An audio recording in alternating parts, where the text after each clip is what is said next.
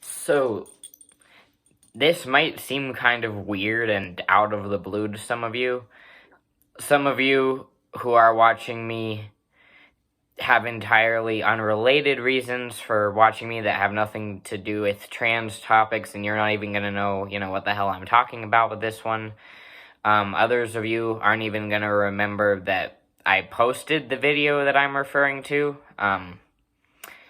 But a handful of you did comment on this, video that I made, before, and basically, alright, so what I'm talking about is Kalvin Garrah. I was wrong about Kalvin Garrah. I posted a video a while back called We Need to Talk About Kalvin, which I have since removed, in which I basically made a defense of Kalvin Garrah. And, well, that seemed right to me at the time, but, I mean, I guess I've grown up a bit since then, and, well, it's a bad look, and it doesn't reflect who I am now, and, so, if a person encounters it now, and that's their only impression of me, I don't like that. Yeah, I don't like that. So, basically, the reason that I defended him, well, what prompted me to make a video defending him was, the time that his YouTube channel got canceled, basically. It got deleted for, a period of, 24 hours or something like that. I don't remember exactly, but this was a while ago, over a year ago. I don't remember exactly when, but basically, he got his channel got deleted, and the reason that I was defending him, the reason that I subscribed to him, the reason that I supported him was, alright, how do I say this in a way that makes sense?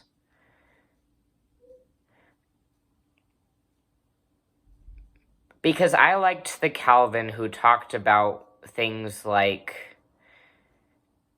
had nothing to do with, trans topics. I liked the Kalvin who, told funny stories about, his school. I liked, his friends that he would, his IRL friends that he would have, in his videos. As a person, I found him quite charming. And when he was talking about trans topics in a way that, was, I guess you could say, non-controversial, when he was talking about things binding tips, I found that quite helpful. And, the main thing is when he talked about dysphoria and how visceral it was and still is for him. And that sort of gut reaction, I guess, hearing him, be open about, how visceral and real it was, that's how it is for me, too. And as a philosophy, transmedicalism, which, he would talk about a lot, it's kind of his whole thing. As I guess you could say, a personal philosophy, it makes a lot of sense to me. I have an easier time making sense of my own dysphoria when I frame it as a medical condition that I have. And I kind of just sort of turned a blind eye to the videos that Kalvin made, his reaction videos when he would react, to other members of the trans community. I would watch the ones where he reacted to, TERFs. I would watch the videos where he would, do live streams with TERFs, or with, individuals who've detransitioned. Basically, I was charmed by him just sort of as a person. I was charmed by him. And I guess, it's like that nursery rhyme. When he was good, he was very, very good. And when he was bad, he was horrid. And I just sort of compartmentalized and ignored the bad parts. And I guess it was easy for me to think of the people that he reacted to as just sort of like anonymous individuals, and not really, I guess, see them and like the effects that his videos could potentially have on them. And I think the reason for that is because I just happen to, I just happen to be a person who has a lot of very colorful history of being, cyber harassed in multiple different ways, and I personally have desensitized it.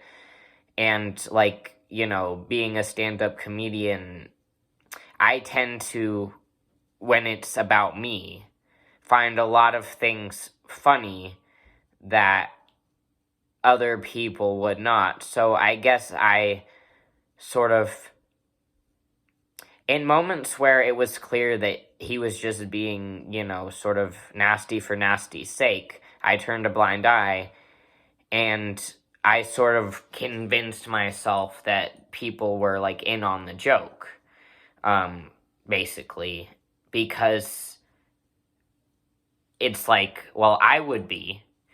I wouldn't be in on the joke, but what am I trying to say here? Okay, college, for instance. Pretty much all through college, I was constantly being dragged on the internet, specifically on a website that only, people affiliated with Smith College are able to access, called Smith Confessional. It was an anonymous website where, people would post things with no name, not even a username, nothing. Could post, whatever, whenever. And people would post about me by name on there, and everyone would always be super nice, to my face. But, basically, and at a certain point,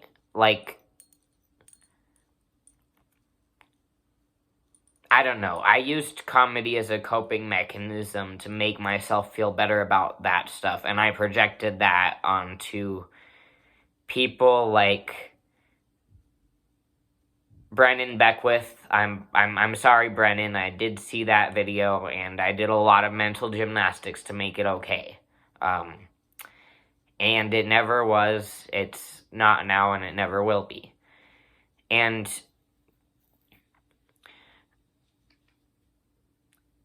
I think I also convinced myself that because I would have some, I guess you could say, ideological differences with Brennen, for example, and my ideas about my own body and, what it means to be trans for me happen to fit Kalvin's definition, basically. Now, it's never really been my thing to then take that and project it onto anybody else, because, Brennen said himself, he never identified himself as a quote-unquote binary trans man, which I am, which Kalvin is. So, obviously, it makes sense that he does things differently. And, so, I guess I don't really so I don't really take issue with that. It's more just that, like, I don't like it when other people tell me that my being trans is not a medical condition, because that's what it feels like. I don't like the idea, this sort of gender is a social construct idea, because when somebody says that, it's like they're telling me that I chose my dysphoria. And not only would I not have chosen this, but, like, I wouldn't... There's very few people I would wish it on. Donald Trump, maybe. Yeah. Scooter Libby. Alex Bregman of the Houston Astros. Richard Spencer. Yeah, that about does it. Anyway, but basically, I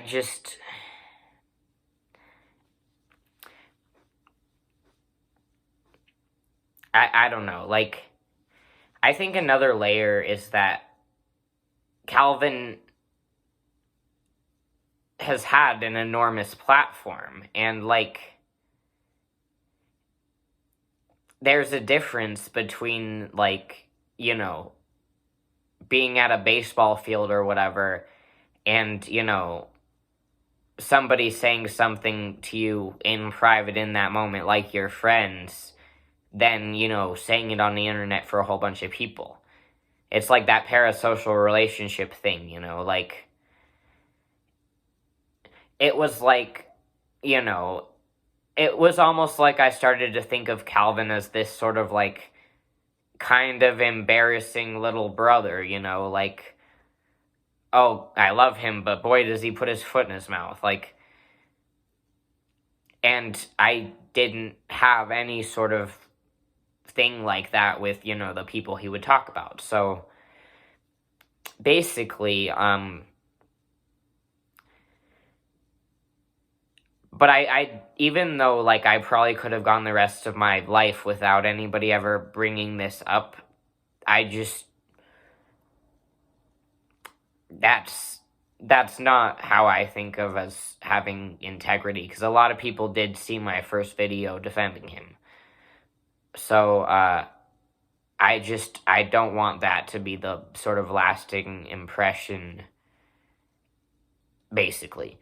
So, yeah, that's basically it. I was wrong about Kalvin Garrah. I'm sorry to especially Brennen Beckwith.